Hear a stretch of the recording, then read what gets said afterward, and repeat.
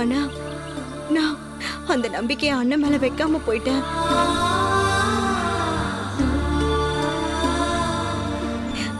இப்போ இப்ப எப்படி சிவா நான் வந்து அண்ணனோட முகத்துல முழிப்பேன்?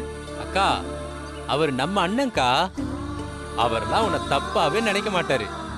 நீ எதுவும் யோசிக்காதக்கா.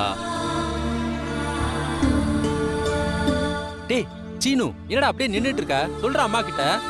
மாமா சொல்றதும் சரிதாம்மா. நீங்க 2 பேரும் வீட்டுக்கு போங்க.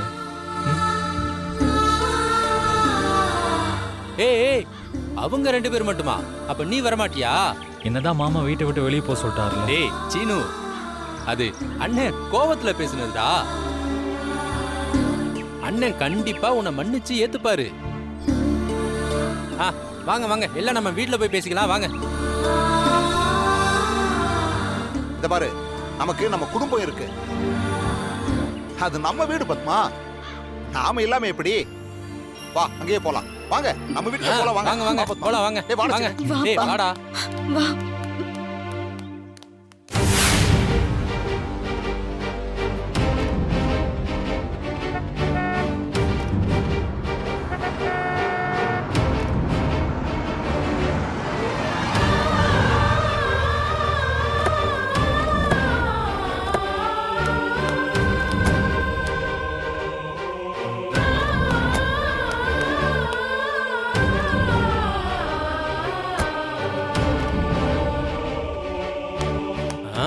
அட, என்ன பாத்துட்டு இருக்கீங்க?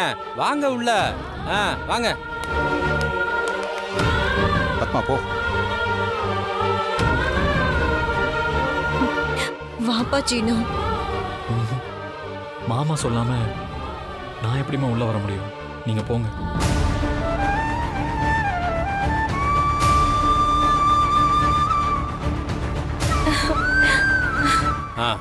வாங்க. பத்மா, அண்ணியா வாங்கண்ணா. வாங்க மாப்பிள்ள.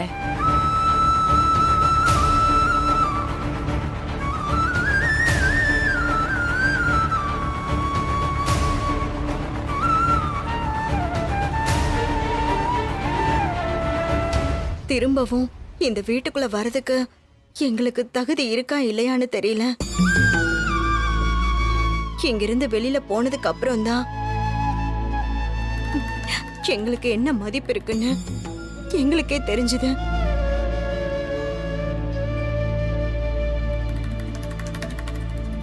இந்த குடும்பத்துல ஒரு ஆளா இருந்த வரைக்கும் கிடைச்ச மரியாதை நாங்க வெளியே போனதுக்கு அப்புறம் கிடைக்கல மச்சான். நீங்க எங்களை எப்படி பாத்துக்கிட்டீங்கன்னு இப்பதான் எங்களுக்கே புரிஞ்சுது. பத்மா அவசரப்பட்டு வெளியே போகணும்னு சொல்லிட்டா. நானும் அவ வார்த்தைய தட்டாம போயிட்டேன். மனுஷங்க காசு பணம் இல்லைன்னா எப்படி மாறுவாங்கன்னு நல்லா தெரிஞ்சுக்கிட்டேன்.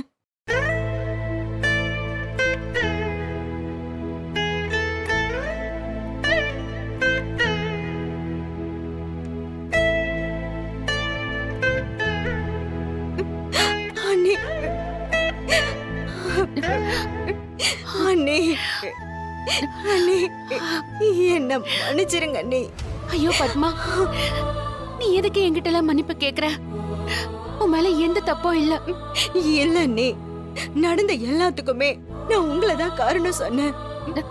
சிவா சொன்ன மாதிரி நீங்க இந்த வீட்டுக்கு வந்ததுக்கு அப்புறமா தான் எங்க எல்லாரையுமே நல்லா பாத்துக்கிட்டீங்க. அத கூட நான் யோசிக்காம உங்களை என்னென்ன போல பேசிட்டேன்.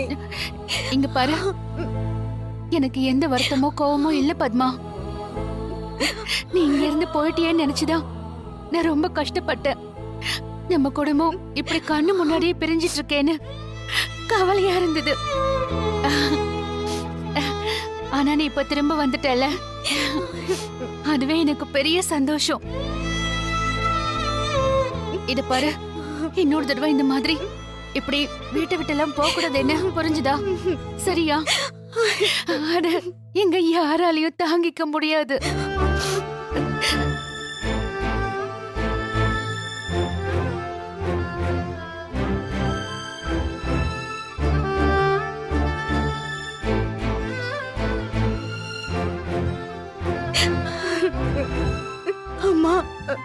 என்ன மன்னிச்சிருமா. பத்மா அண்ணே, என்ன மன்னிச்சிருண்ணே. அம்மா, என்ன ஆ? என்ன நீ பண்ற ஆ? மன்னிக்கிறதுக்கு நீ எந்த தப்பும் பண்ணல. இல்லண்ணே, உங்க பேச்சு மீறி நான் வெளியில போயிருக்கவே கூடாது. உங்க முடிவு சரியா இருக்கும் தான் நான் எப்பவும் நம்புவேன். ஆனா இந்த தடவை அப்படி நம்பாம போயிட்டேன். என்ன மன்னிச்சிருண்ணே.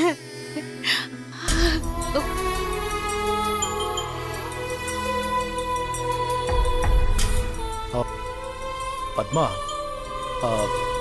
நாம எல்லாரும் ஒன்னா இருக்கணுங்கிறது தான் என் ஆசை. சிவா அன்னைக்கு பேசினத நீ தப்பா புரிஞ்சுக்கிட்ட. மத்தபடி நீ இங்க இருக்கிறத யாருமே சுமையா பார்க்க மாட்டோம்.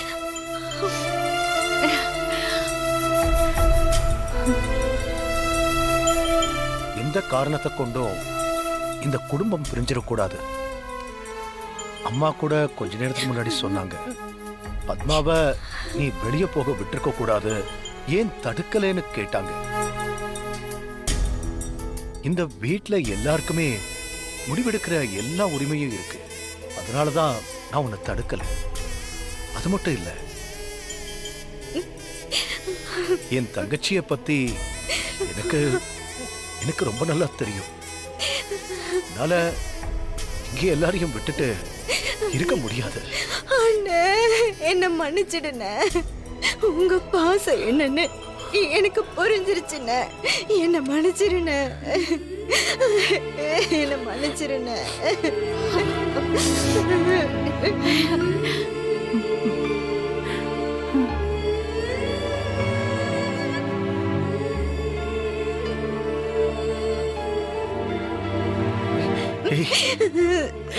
அண்ணே, மன்னிச்சிருண்ணே. அழாத, அழாதடா.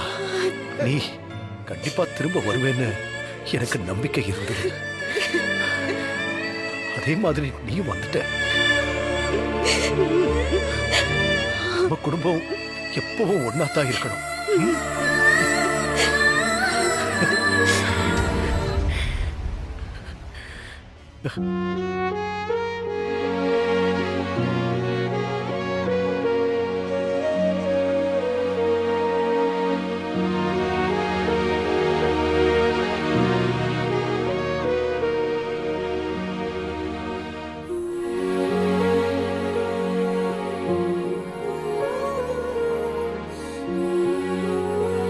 சீனு மாமா கூப்பிடாம உள்ள வரமாட்டேன்னு வெளியவே நிக்கிறா மச்சான்.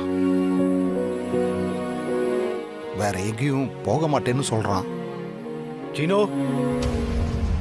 உள்ள வா.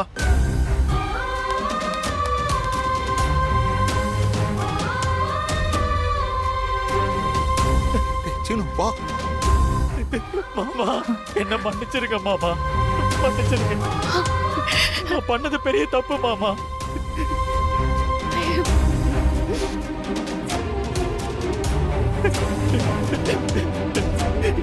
இனிமே எப்பவுமே உங்க பேச்ச மீற மாட்டேன் மாமா, மீற மாட்டேன்.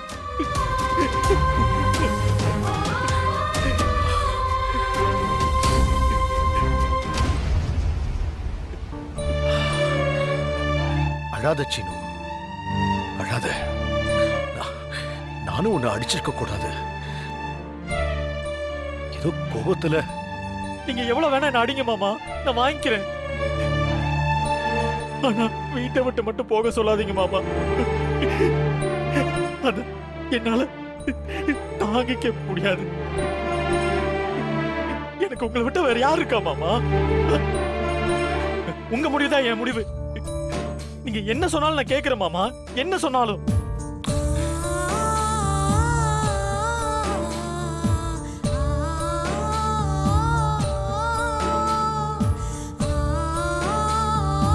சீனு, நான் உன்னை என் தங்கச்சி பையனா பார்க்கல.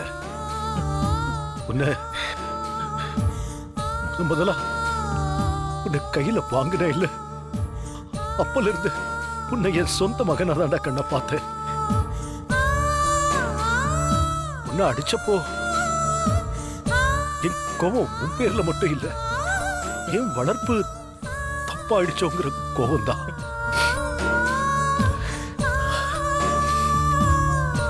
பாசம் இருக்கிற இடத்துல தான்டா கோபமும் இருக்கும். நீ இப்படி பண்ணத என்னால தாங்கிக்க முடியலடா. அதான் சாரி மாமா.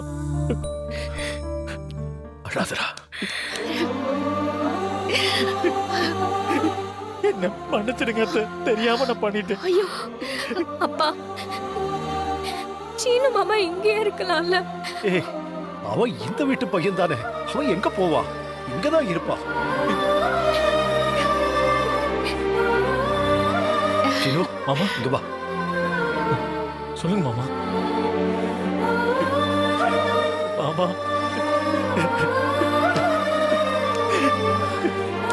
இன்னைக்கு உங்க எல்லாருக்கும் ஒண்ணு சொல்லிக்கிறேன். இந்த குடும்பத்துல 1000 பிரச்சனைகள் வரலாம். ஆனா எந்த காரணத்துக்காகவும் நம்ம குடும்பம் பிரிஞ்சிடக்கூடாது.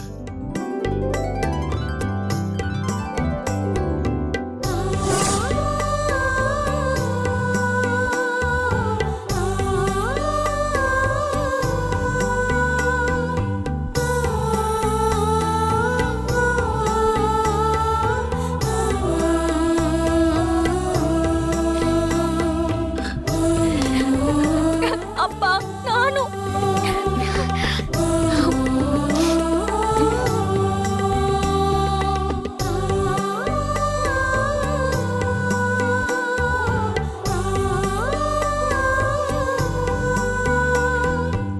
வாடா. மாயா வா. வா. அப்பாடா, மனசுக்கு ரொம்ப சந்தோஷமா இருக்கு. இப்பதான் இந்த வீடு களை கட்டுது. சூப்பர் மச்சான். இனிமே இந்த வீடு எப்பவுமே இப்படியே இருக்கணும். கடவுளே.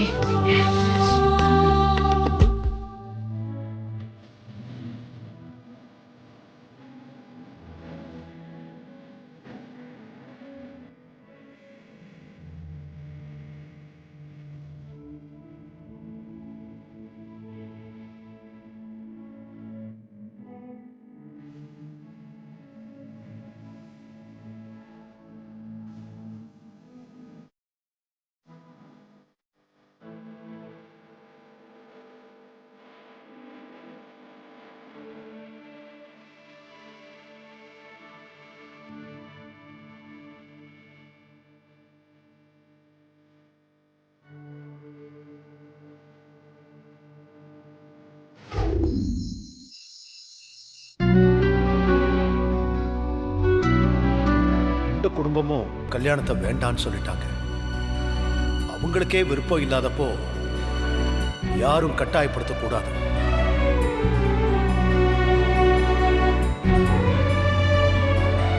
நான் கொடுத்த வாக்கும் இனிமே செல்லாது.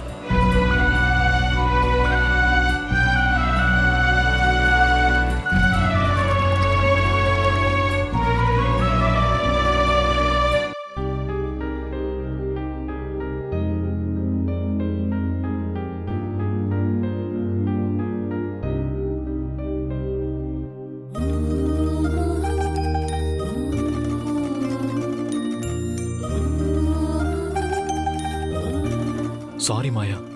எதுக்கு? எல்லாத்துக்கும் நான் தான் காரணம். எல்லாத்துக்கும் நான்?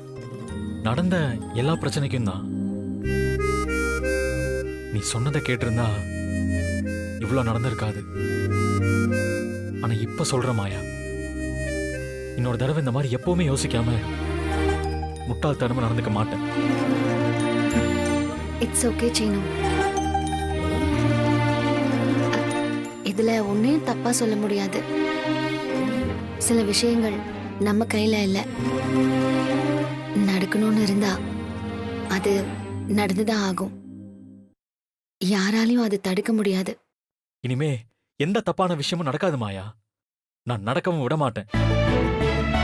நம்ம குடும்பத்துக்காகவும் மாமாவுக்காகவும் நான் என்ன வேணா செய்வேன். ரொம்ப சந்தோஷம் சீனு. முன்னாடி எப்பவுமே நீ யோசிக்காம பேசுவ. இப்போ நீயும் மெச்சூர்டா பேசுற சீனு.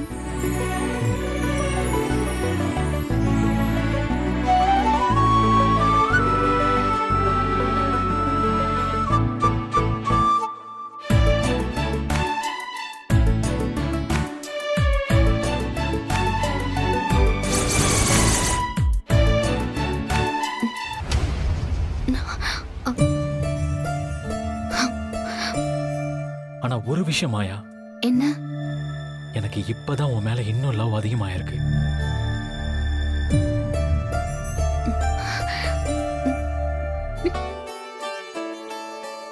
எனக்கும் உன் மேல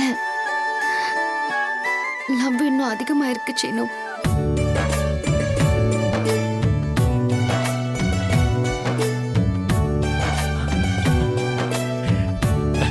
அதிகமா இருக்கா?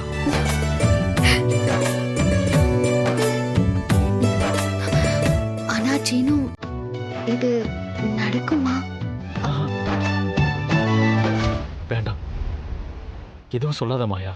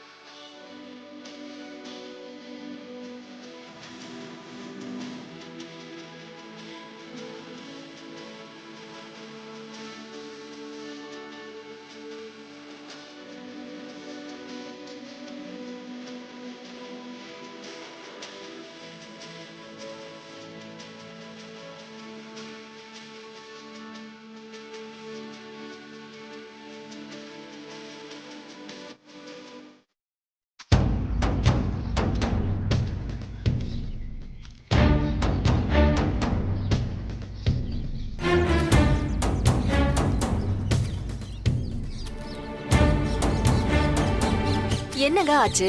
காலையில இருந்து இங்க வந்து காத்துக்கிட்டு இருக்கோம். நம்ம பொண்ணு வேற ஃபோன் பண்ணிக்கிட்டே இருக்கா. எனக்கு தான் ஃபோன் பண்ணா, நானும் எடுக்கல. கல்யாணம் நின்னு போச்சுன்னு சொல்லி அவ பாட்டுக்கு விபரீதமா ஒரு முடிவு எடுத்துட்டா. இத இப்ப யோசனை பண்ணி என்ன பண்றது? அவங்க குடும்பத்துல இருக்கிறவங்களா இப்ப ஒன்னா சேர்ந்துட்டாங்க. எனக்கும் என்ன பண்றதுன்னே புரியலங்க.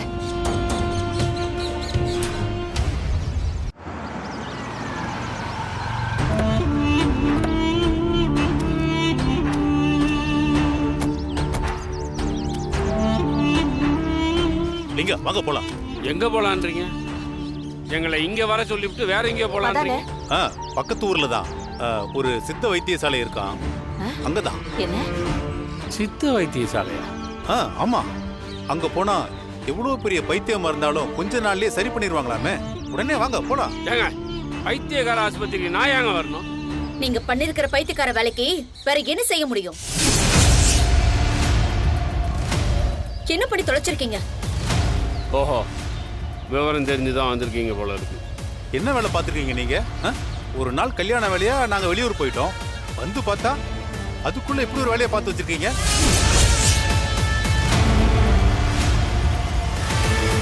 ஆமா, முதல்ல யாரு கேட்டு கல்யாணத்தை நிறுத்துனீங்க? இல்ல, அந்த சூழ்நிலை அப்படி, அதனால அப்படி ஆயிடுச்சு. முட்டாள்தனமா ஒரு வேலையை செஞ்சுட்டு சூழ்நிலை மேல பழிய போடாதீங்க. கொஞ்சமாவது அறிவு இருந்து அப்படி பண்ணிருப்பீங்களா? இப்படி எல்லாம் ஆகும்னு எனக்கு தெரியாதுங்க.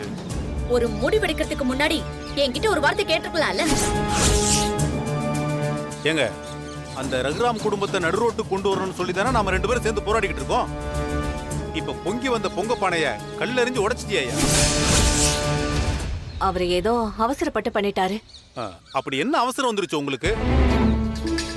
முதல்ல எதுக்கு இந்த கல்யாணத்தை நிறுத்துனீங்க? அதுவும் ரகுராம் கொடுத்த வாக்க கை கழுவி விடுற அளவுக்கு கொண்டு போயிருக்கீங்க. ஏங்க, உங்க வீட்டு பையனுக்கு ரகுராம் அவரோட பொண்ணை கொடுக்குறாரு. அந்த ரகுராம் பேர்ல தான் மொத்த சொத்துமே இருக்குது. அந்த சீனு மாயாவை கல்யாணம் பண்ணிக்கிறேன்ட்டு போனான். ஐயோ, அதான் கல்யாணம் நடக்கலையே. அப்புறம் ஏன் உன் பொண்ணுக்கு நடக்க வேண்டிய கல்யாணத்தை நிறுத்தின? அதாவதுங்க, ரகுராமோட தங்கச்சி குடும்பத்தோட வெளியே வந்துட்டாங்க. அவங்க பேர்ல நயா பைசா கிடையாதுங்க. அவன் ஒண்ணுமே இல்லாத பையன், அவனுக்கு என் பொண்ணை எப்படிங்க கட்டி வைக்கிறது? தான் இப்போ ரகுராம் வீட்டுக்கு அவங்க திரும்பி போயிட்டாங்களே. அப்படி நடக்கும் நான் எதிர்பார்க்கலீங்க. அவங்க பேர்ல சொத்து இல்லைன்னா என்ன இப்போ? அப்பா என் பிரச்சனை எப்படிங்க தீரும்? உங்களுக்கு தான் சொந்த புத்தி எதுவுமே இல்ல. சொல் புத்தியாவது இருந்திருக்கணும். என்கிட்ட ஒரு வார்த்தை கேட்டிருக்கலாம்ல. சொத்து இல்லைன்னா அவங்களுக்கு உரிமை இல்லைன்னு ஆயிடுமா? ரகுராம் தங்கச்சி, அவ கேட்டா கை நிறைய அவன் அள்ளி கொடுப்பான். முதல்ல கல்யாணத்தை முடிச்சிட்டு அப்புறம் அவங்கள தூண்டி விட்டு கேட்க வச்சிருக்கான். இப்படியும் செஞ்சிருக்கலாமோ? எனக்கு இது தோணாம போச்சுங்க. சீனு மாயா காதலிச்சது இப்ப இந்த ஊருக்கே தெரிஞ்சிருச்சு. குடும்பத்துல இருக்கிறவங்க எல்லாம் ஒன்னா பேசி அவங்க 2 பேருக்கும் கல்யாணம் பண்ணி வச்சலான்னு முடிவு பண்ணிட்டா அப்புறம் நம்ம 2 பேரோட திட்டமும் நடக்காதே. இந்த பாருங்க, அந்த மாயா அந்த வீட்டுல இருக்கிற வரைக்கும் நாங்க நினைச்சது எதையும் எங்களால செய்ய முடியாது. அவ கண்டிப்பா எதையும் செய்யவும் விட மாட்டா.